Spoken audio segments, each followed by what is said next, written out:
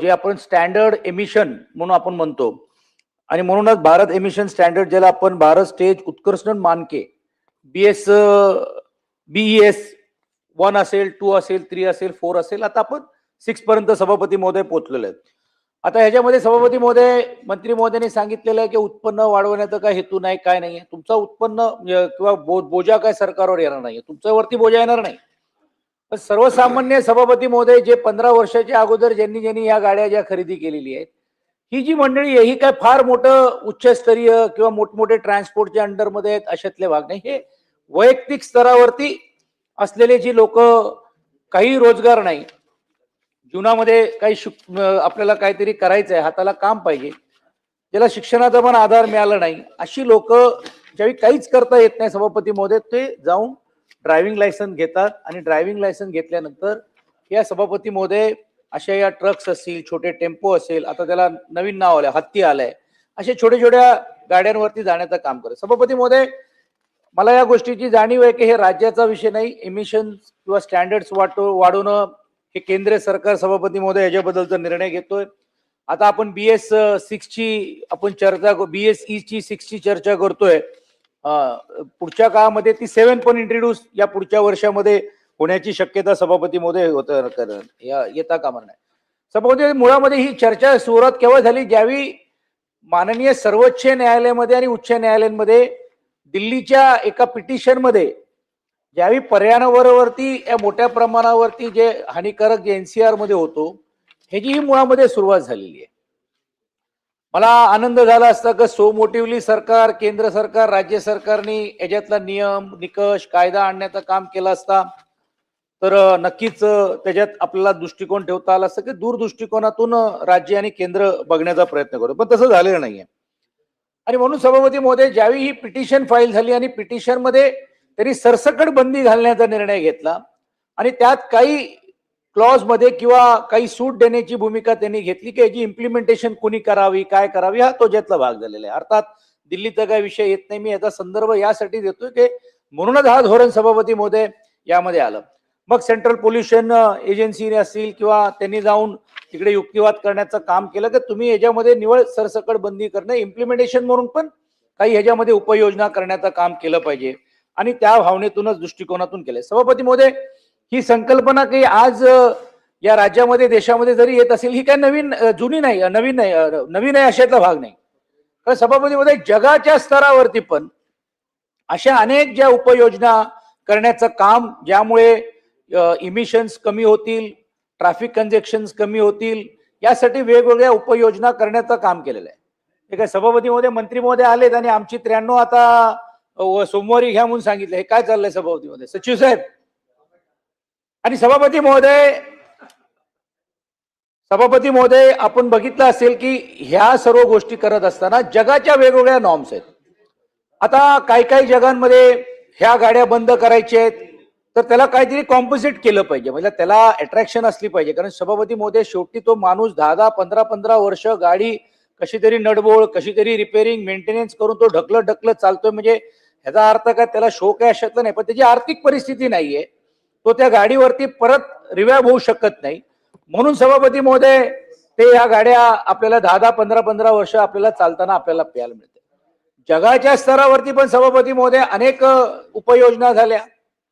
ह्याला कॉम्पोजिट करण्यासाठी 10 वर्ष, 15 वर्ष स्क्रॅप घेण्याचं पण काम सरकार करतोय. म्हणजे अनेक जगामध्ये की या गाड्या तुम्ही सरकारकडे जमा करा आणि त्याला इमिशन सर्टिफिकेट्स, म्हणजे तुम्हाला ही सर्टिफिकेट दाखवल्यानंतर कुठच्याही डीलर्सकडे गेल्यानंतर त्या गाड्या, त्या इमिशनचे किती पॉइंट्स तुम्हाला मिळाले, त्या पॉइंट्स प्रमाणे तुम्हाला ती सवलती देण्याचा पण देखील सभापती महोदय अशातला युक्तिवाद आणि अशातला देखील निर्णय झालेला आहे. मग असं सभापती महोदय, का आपण ह्याच्यामध्ये करू शकत नाही आहोत?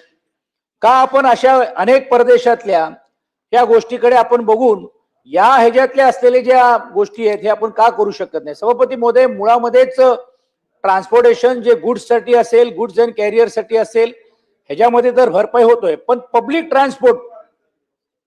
ट्रान्सपोर्ट पण मला असं वाटते ह्याच्या वगैरे पण लक्ष देण्याचं काम सभापती महोदय करण्याची गरज आहे. आणि म्हणूनच सभापती महोदय, ज्यावेळी आपण पब्लिक ट्रान्सपोर्टची गोष्ट करतोय तर पब्लिक ट्रान्सपोर्टची काय अवस्था आहे? सभापती, मुंबईमध्ये आपणही देखील एका काळामध्ये बीएसटीचे चेअरमॅन राहिलेले आहात. पब्लिक ट्रान्सपोर्टला जेवढं तुम्ही ताकद द्याल त्या प्रायव्हेट पार्टिसिपेशनला लोक जाणार नाही किंवा प्रायव्हेट ट्रान्सपोर्टचा भर घेणार नाही. पण आज मुंबई शहरामध्ये काय होतंय मी सांगायची गरज नाही. सभापतीमध्ये लक्झमबर्ग सारख्या शहरामध्ये किंवा अनेक परदेशातले जे प्रगतीशील असलेल्या शहरामध्ये public transport free of cost करून देण्याचं काम केलेलं आहे.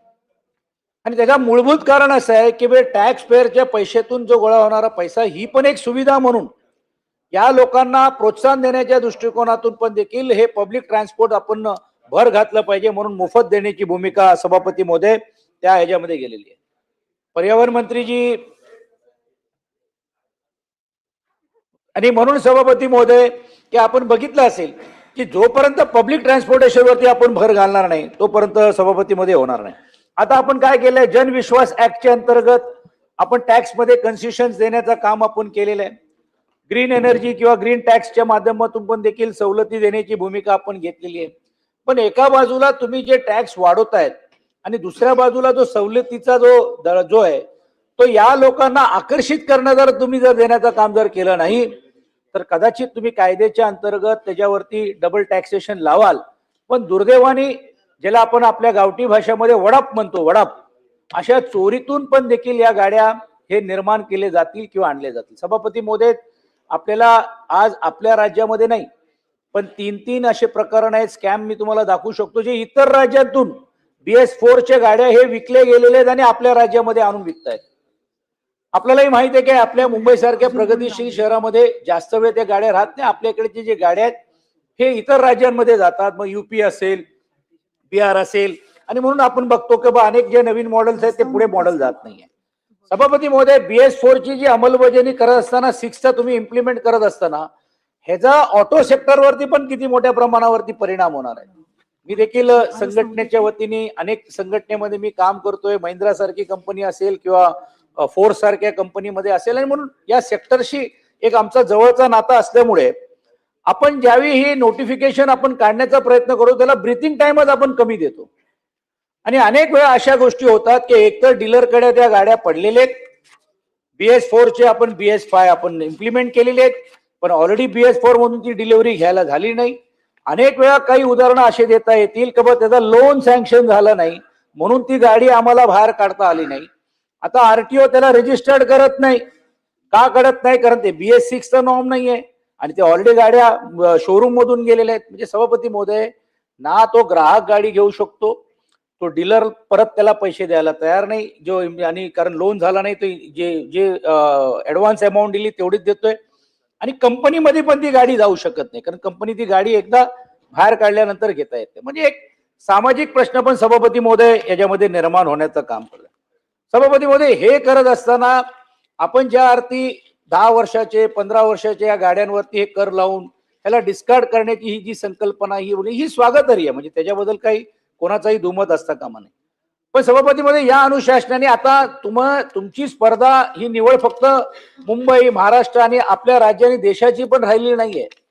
कारण आता तुम्ही EU बरोबर जो नवीन फ्री ट्रेड करताय त्या EUच्या नवीन फ्री ट्रेडच्या माध्यमातून गाड्या मोठ्या प्रमाणावरती इकडे ज्यावेळी येणार आहेत त्यावेळी हे आपोआपच हे सर्व गाड्या हे डिस्करेज करण्यासाठी झालेली आहेत. आता तर JSWने नवीन गाडी लॉन्च करण्याचं काम केलेलं आहे, ते या दिवाळीमध्ये होतील.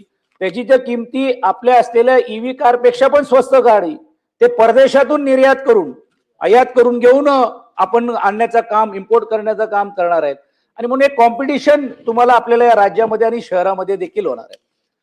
माझी सभापती महोदय, मंत्री महोदयांना विनंती आहे, कारण मंत्री महोदय एक व्यापक काम करणारे आमचे एक सहकारी आहेत, ज्येष्ठ मित्र आहेत आणि चांगल्या रीतीने काम करण्याचा प्रयत्न करा. पण तुम्ही फक्त संकुचित आपला ST आपला हे जे काय एवढ्या पुरतं मर्यादित राहू नका, कारण हा विभाग आहे याची व्याप्ती ही एवढी मोठी आहे. आणि जर कदाचित तुम्हाला मार्गदर्शन कमी पडत असेल तर अनिल परबजींकडनं कधीतरी मार्गदर्शन घेत चला. ते घेत नाही म्हणून प्रॉब्लेम होतोय सभापती महोदय. कारण काय आलंय सभापती महोदय, ठाण्याच्या बाहेरच पडत नाही आमचे मित्र. सभापती महोदय, हे खाता मी पण त्या खात्याचा राज्यमंत्री राहिलो आहेत, माननीय मंत्री महोदय आहेत, याची व्याप्ती खूप मोठी आहे. मुळामध्ये आपलं आणि केंद्र आणि राज्याचे दोघं, आणि योगायोगाने आपल्या त्या खात्याचे केंद्र खात्याचे मंत्री पण आपल्या राज्यात आहे. सभापती महोदय, ह्या दोघांची सांगड घालणं गरजेचं आहे. नाही तर अनेक वेळा काय होतो, केंद्र एक निर्णय घेतो, आपण एक निर्णय घेतो. केंद्र मंत्री हायड्रोजनच्या गाडीमध्ये फिरतायत, आमचे मंत्री टेस्ला गाडीमध्ये फिरतायत. आता टेस्ला कुठे आणि हायड्रोजनची गाडी कुठे? नाही, ती तर काय शो साठी आहे, पण खासगी गाडी कुठची आता ती मला नावं सांगायला लावू नका. हिला आधी उद्योग मंत्र्यांची पण नावाला सांगायला लावू नका, तुमची पण नका, पण ते जाऊ द्या. पण सभापती महोदय, चांगली आहे, पण सभापती महोदय याकडे पण देखील माननीय मंत्री महोदयांनी व्यापक दृष्टिकोनातून बघायला पाहिजे. मी या बिलच्या माध्यमातून सांगू इच्छितो, तुम्ही अनेक चांगले निर्णय घेतलेले आहेत. रॅपिडोच्या बद्दल निर्णय घेतला, परवा दिवशी तुम्ही ई रिक्षा आपलं रिक्षाच्या बाबतीत पण घेतलं, ई चलनच्या बाबतीत पण आपण स्वतः बैठक लावली होती, लोकांनी आंदोलन करण्याचं काम केलं. परिवहन मंत्री म्हणून घेऊन तुमची जबाबदारी जसं सर्वसामान्य ग्राहकांवरती आहे, तशी तुमची जबाबदारी या उद्योग क्षेत्रामध्ये काम करणाऱ्या त्या लोकांची पण, जो असोसिएशन असेल त्यांची जबाबदारी, म्हणजे फार कठीण विषय तुमच्या समोर हा येणार आहे. मला या गोष्टीची जाणीव आहे की जे केंद्र आणि राज्यातून आता जे नवीन निकष आणि नियम झाल्यामुळे आपल्या हात फार मर्यादित आहेत. मला आठवते की दिवाकर रावते साहेब ज्यावेळी या खात्याचे मंत्री होते, उला आणि ओबर बद्दल आम्ही एक मोठा आंदोलन केलं होतं आणि 15 दिवस तो उला आणि ओबरचं आंदोलन चालला होता. त्यामागची भूमिका अशी होती की तुम्ही राज्याचे निर्णय मान्य करा, राज्यामध्ये ज्या गोष्टी तुम्ही हा उद्योग करताय करा, पण ते काही मानायला तयार नाही. ते संप पण मोडून काढला त्यांनी आणि काही झालं आणि मी सांगायची गरज नाही, हा तो वेगळा विषय, मी त्यात जात नाही. परत आपल्या विषयावरती येत असताना माझी मंत्री महोदयांना विनंती राहणार आहे की तुम्ही एकदा ज्यावेळी करची व्याप्ती वाढवता, तुम्ही ईव्ही पॉलिसी आता केलेली आहे, पण तू ईव्ही पॉलिसी पाहिजे तेवढी अट्रॅक्टिव्ह आहे असं मला वाटत नाही. मी आवर्जून नाव घेईन आदित्यजींचा, कारण ते त्या खात्याचे मंत्री होते, पर्यावरण मंत्री म्हणून.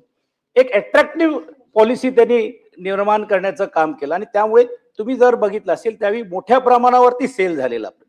जसं आता आपण क्रेनच्या बाबतीत आपल्याला अधिकाऱ्यांनी सांगितलं नाही, असं व्हायला पाहिजे. तुमच्या आता लक्षात आलं की क्रेन्स आपल्याकडे विक्री होत नाही, वेरेज कॅटरपिलर, कॅट या ज्या काय जे, म्हणजे मी उद्योग मंत्री असताना उदयजी पण जाऊन आले आता ते चाकरमध्ये, आपल्या जपान आणि चायनाशी कोलॅबरेट केलेल्या असलेल्या जेसीपी बनवणारी जी कंपनी इकडे, आपण 3 महिन्या अगोदर व्हिजिट करून आलेला तिकडे.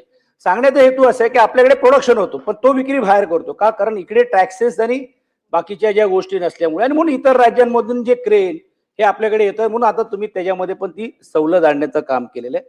म्हणून माझा सभापती महोदय हे व्यापक दृष्टिकोनातून म्हणणे की परिवहन मंत्र्यांनी जो दूरदृष्टिकोनातून हा विचार करून हा पर्यावरण युक्त हा जो आणलेला आहे, त्याची व्याप्ती अजून मोठ्या प्रमाणावरती वाढवण्याची अपेक्षा मला असं वाटते होती. आणि याच बिलामध्ये जर आपल्याला मांडता आला असता तर एक परिवहन विभागाचा धोरण म्हणून सभापती महोदय कुठेतरी बघायला पाहिजे. मी तुम्हाला एक गोष्ट सांगू इच्छितो की परिवहन विभागामध्ये आता ही व्याप्ती करत असताना टोल आहे, ह्याचे आहेत, कुठे कुठे आता जे आता आपल्यालाही माहित आहे, म्हणजे मला आठवते की सभापती महोदय 1996 साली मी आयलो, ज्याला इंटरनॅशनल लेबर ऑर्गनायझेशन म्हणून बोलतो आपण म्हटलं जातो, त्याच्या एका 1.5 महिन्याच्या ट्रेनिंगला मी गेलो होतो सभापती महोदय. 1.5 महिन्याच्या ट्रेनिंगला सिंगापूरला जाण्याची माझ्यासारख्या कार्यकर्त्याला संधी मिळाली. कामगार क्षेत्रातले एक 7-8 लोक होते. त्यावेळी आम्ही ज्यावेळी ती गाडी टॅक्सीमध्ये बसत होतो, आम्ही शहरात गेल्यानंतर बीप वाजायचं. आम्हाला समजायचं हे कसलं बीप वाजतोय. सहज नंतर एक 8-10 दिवसानंतर धाडस करून जरा विचारलं, कारण आपली पण थोडी इज्जत जायला नको, हे कसले बीप वाजतायत. तुला हे बीप टोलचे वाजतायत. हे शहरामध्ये गाडी गेल्यानंतर आपोआप टोल वाजताय. म्हणजे 96-97 साली त्यांची टोलची सिस्टम ही टोल नाक्यावरती नव्हती, सॅटेलाइट मॅपिंग करून ती टोलची सिस्टम करत होती. आणि आज आपण फास्ट ट्रॅक झालं तर आपल्याला असं वाटतं अरे बाप रे बाप, काय वा काय फास्ट ट्रॅक आलेला आहे. म्हणजे फास्ट ट्रॅक त्याच्या पुढे जाऊन 96 आता काय असेल ते मला माहित नाही.